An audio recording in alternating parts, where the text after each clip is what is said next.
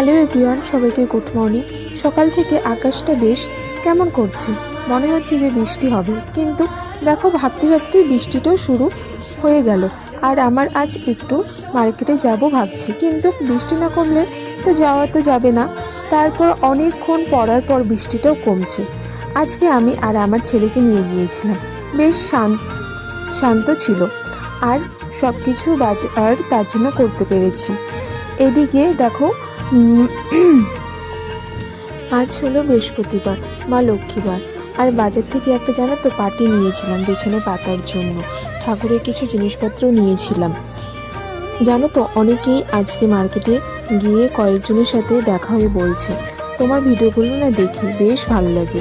আমারও বেশ কথাটা শুনে বেশ ভালো লাগলো। আমার আজ নিজেকে অনেক খুশি লাগছে যে আমার ভিডিওতে কিন্তু বেশি লাইক ভিউজ কিচ্ছু